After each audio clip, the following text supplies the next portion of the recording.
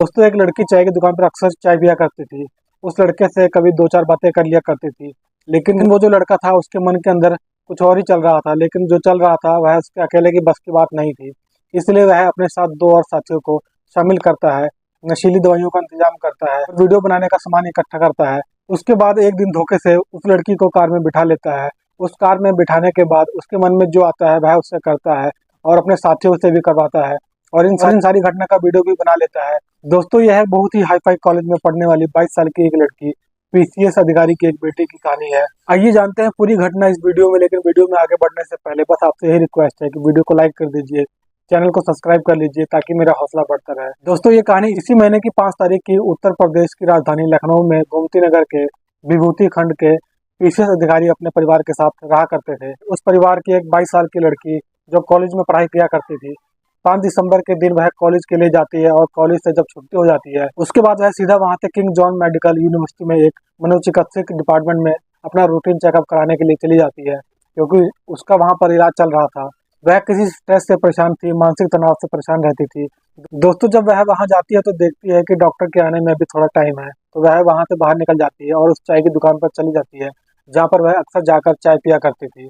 दोस्तों जब वहां आती है तो जो लड़का था वह उसे पहचान लेता है और दूर से कहता है कि मैडम क्या हाल है। तो प्रीति कहती है, दोस्तों प्रीति एक इसमें बदला हुआ नाम है, किसी का नाम इसमें स्पष्ट नहीं लिया जा सकता। तो वह कहती है कि तो प्रीति कहती है कि ठीक है भैया तुम बताओ तुम कैसे हो। तो वह बोलता है मैं भी ठीक हूँ, मैं भी ठीक हूँ। बोलती है कि लाओ भैया एक चाय पिलाओ। दोस्तों उसे चाय बनाकर देता है, तभी वो अपना मोबाइल देखती है। जो देखती है तो मोबाइल स्विच ऑफ हो चुका था, क्योंकि उसकी बैटरी डिस्चार्ज हो चुकी थी। तो उसने उस लड़के से बोला, लड़के का नाम जो होता है सत्यम मिश्रा होता है, वह उससे बोलती है कि भैया क्या तुम मेरा मोबाइल थोड़ा चार्ज करवा सकते हो, क्योंकि मेरे मोबाइल की बैटरी एकदम से डिस्चार्ज हो गई है।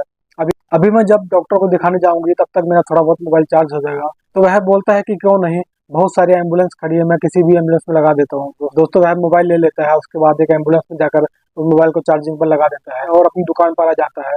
प्रीति चाय पी चुकी थी, उससे बोलती है कि भैया मैं जा रही हूँ डॉक्टर को दिखाने, तो मेरे मोबाइल का ध्यान रखना, मैं भी आती हूँ। तो वह बोलता है कि ठीक है मैडम जाइए, कोई बात नहीं, दिक्कत वाली कोई बात नहीं है। जब वो अंदर जाती है डॉक्टर को दिखाने के लिए, इधर जो लड़का होता है सत्यम मिश्रा, जिसकी उम्र महज 22 साल की होती है, एक बहुत ही खतरनाक प्लान बनाने लगता है, जो कि एक बहुत दिनों से वह सोच रहा था। जब भी प्रीति आती थी उसे एक टक निहारता रहता था। उसकी नीयत में बहुत पहले से ही खराब हो चुकी थी। दोस्तों वह एक प्लान बनाता है और उस प्लान में अपने दो साथियों को भी शामिल करता है। इनसे वह चर्चा किए होता है, उनको फोन करता है, उनसे फोन पर बात करता है, सारा प्लान बना चुका होता है। प्रीति जो जब दिखाकर बाहर आती है और प्रीति बोलती है कि भैया मेरा मोबाइल चार्ज हो गया होगा, कुछ ले आओ, एक अच्छी सी चाय बनाकर दो, पीने के बाद मैं जाती हूँ। दोस्तों ऐसा ही होता है, जब जब जाता है मोबाइल लेने के लिए, उसके बाद आता है और बोलता है कि मैडम जो एम्बुलेंस थी वह कहीं जा चुकी है। जो प्रीति थी इधर वो परेशान हो जाती है और बोलती है भैया अब क्या होगा। वह बोलता है कि मैडम घबराओ नहीं, एम्बुलेंस वाला मेरा जानकार है, मैं उसको कॉल करता हूँ। दोस्तों प्रीति के सामने ही अपने मोबाइल से एम्बुलेंस वाले को कॉल करता है। जो वह एम्बुलेंस चला रहा होता है उसका नाम होता है असलम। उसकी उम्र महज 31 साल की होती है। उसको कॉल लगाता है और बोलता है असलम भाई तुम्हारे एम्बुलेंस में एक मोबाइल चार्जिंग पे लगा रखा था, तुम उसको देकर नहीं गए, एक मैडम का मोबाइल है। तो वह बोलता है कि यार ठीक है मैं डालीगंज में हूँ, अगर मोबाइल लेना है तो डालीगंज में तुमको आना पड़ेगा, क्योंकि मैं कहीं जा रहा हूँ, मुझे इमरजेंसी है। अब दोस्तों जब प्रीति के सामने यह बात होती है तो फोन का वह काट देता है, बोलता है कि मैडम ऐसी ऐसी बात है, अब देखो हम लोगों को डालीगंज जाना पड़ेगा। या तो वह बोलते हैं कि भैया कोई बात नहीं, बहुत टाइम है, चलो चलते हैं। एक बैटरी रिक्शा पकड़ते हैं और दोनों उसमें बैठ कर डालीगंज पहुंच जाते हैं। जब वहां पर जाते हैं तो वहां पर एम्बुलेंस तो नहीं मिलती, लेकिन उसका एक और दो जो दोस्त होता है, साथी होता है, वह उसको मिल जाता है। उसका नाम सुहेल होता है, उसकी उम्र 23 साल की होती है। सत्यम को देखता है तो वह बोलता है कि सत्यम भाई क्या बात है, कहाँ जा रहे हो। तो सत्यम बोलता है कि ऐसी ऐसी बात है, मैडम का जो मोबाइल था असलम की एम्बुलेंस में लगा रखा था और उसी को लेने हम लोग जा रहे हैं। अभी हमें उसने यहाँ पर बुलाया था, लेकिन अब यहाँ पर आने के बाद वह कह रहा है कि मैं आईटी पार्क चौराहे पर हूँ, एम्बुलेंस लेके मैं यहाँ खड़ा हूँ, तुम लोग यहाँ पर आ जाओ। तो वह बोलता है कि ठीक है भाई मैं भी चलता हूँ। तो असलम बोलता है कोई बात नहीं, ठीक है तुम भी चलो। दोस्तों अब यहाँ से ये लोग 3 लोग हो जाते हैं, प्रीति और 2 लड़के और हो जाते हैं। आईटी चौराहे पर जब वो लोग वहाँ पहुँचते हैं, असलम तो वहाँ मिलता है, लेकिन जो असलम होता है वह अपनी एम्बुलेंस को कहीं और खड़ा करके आता है। दोस्तों जो सत्यम होता है वह वहाँ पर एक वैगनर कार के साथ खड़ा रहता है। दोस्तों जब वहाँ पर प्रीति पहुँचती है तो वह प्रीति के हाथ में मोबाइल दे देता है, और उसके बाद जब प्रीति मोबाइल उसके हाथ से पकड़ती है तो प्रीति को धक्का मारकर गाड़ी में खींच लेता है। और यह जो दोनों बाहर खड़े रहते हैं, सत्यम और सुहेल दोनों, उसे धक्का मारकर प्रीति को गाड़ी में डाल देते हैं। तो जब वह गाड़ी में डाल ले तो एक बगल में सत्यम और एक बगल में सुहेल होता है, बीच में प्रीति होती है। उसके ऊपर वो लोग हाथ डालने लगते हैं। प्रीति जो है वह जोरदार संघर्ष करती है, उनको धमकाती है, डराती है कि तुम मुझे जानते नहीं हो, मैं एक बहुत बड़े अधिकारी की बेटी हूँ, तुम मेरे साथ अगर कुछ भी ऐसा करोगे तुम बचोगे नहीं। दोस्तों तो एक पीसीएस अधिकारी की वह लड़की होती है जो एक बहुत ही बड़े पोस्ट पर रहने के बाद रिटायरमेंट हो चुके थे और गोमती नगर के विभूति खंड में अपने परिवार के साथ रहते थे। लेकिन दोस्तों उन लोगों के ऊपर धमकियों का कोई असर नहीं हो रहा था। प्रीति जो है वह कमजोर नहीं थी, तो उन दोनों का जोरदार विरोध करती है। असलम जो होता है वह गाड़ी चला रहा था, उसके कुछ समझ में नहीं आ रहा था कि करे तो क्या करे। उसके बाद वह लोग उससे मारपीट करने पर उतारू हो जाते हैं, उसको मारते हैं, पीटते हैं, उसको जान से मारने की धमकी देते हैं, बोलते हैं कि चलती गाड़ी से फेंक देंगे, तुम्हें कोई पहचान नहीं पाएगा। तो उसको यही सब ये लोग धमकी देते हैं, लेकिन उस धमकी से वह डरती नहीं है। उसके बाद जो गाड़ी होती है वह चलती रहती है, लखनऊ से बाराबंकी की तरफ आती है और एक अंकल का होटल होता है, वह गाड़ी वहां पर रुकती है।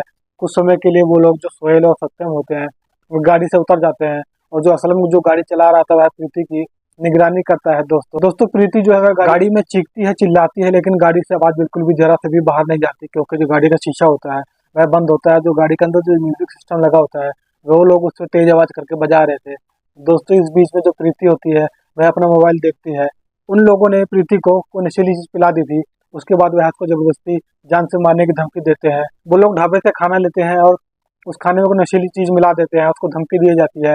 वो खाना नहीं खाती, लेकिन उसको जबरदस्ती वो लोग खाना खिला देते हैं। उसमें जो नशीली चीज मिलाई होती है उसको खाते ही उसका असर शुरू हो जाता है और वह सुस्त पड़ने लग जाती है और उसकी हालत पहले जैसे नहीं रहती, क्योंकि जो नशीली चीज में मिलाई गई थी वह अपना असर करना शुरू कर देती है।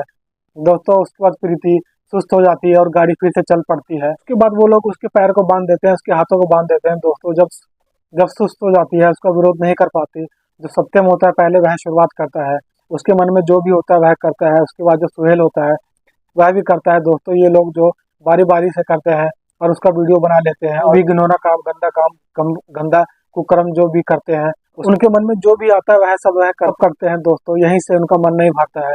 वह अगले 7 घंटे तक जब भी उनका मन करता वह सब कुछ किया करते थे। वह दर्द से चिल्लाती रहती, तड़पती रहती थी, बिलखती थी।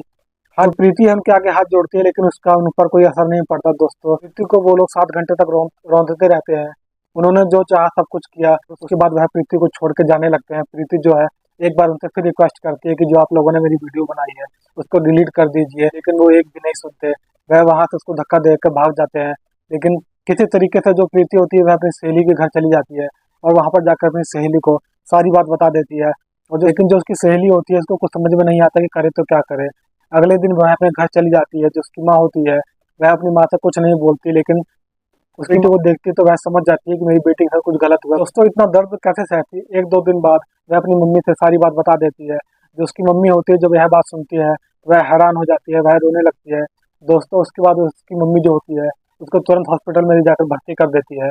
यह उसका इलाज करवाया जाता है। जैसे थोड़ा सा उसको आराम होता है तो 10 तारीख को वह वजीरगंज पुलिस स्टेशन में अपनी माँ के साथ जाती है और वहाँ पर एफआईआर दर्ज करा देती है। तो जब एफआईआर दर्ज हो जाती है तो पुलिस वहाँ की जो होती है वह तुरंत एक्शन में आ जाती है और 12 घंटे के अंदर अंदर सत्यम मिश्रा, सुहेल और असलम को किंग जॉन मेडिकल यूनिवर्सिटी के आसपास से गिरफ्तार कर लिया जाता है। दोस्तों जब उन तीनों को गिरफ्तार कर लिया जाता है तो पुलिस वाले उन लोगों को जेल में ले जाते हैं। उनके ऊपर मुकदमा दर्ज हो जाता है, क्योंकि उन्होंने बहुत घिनौना काम किया था।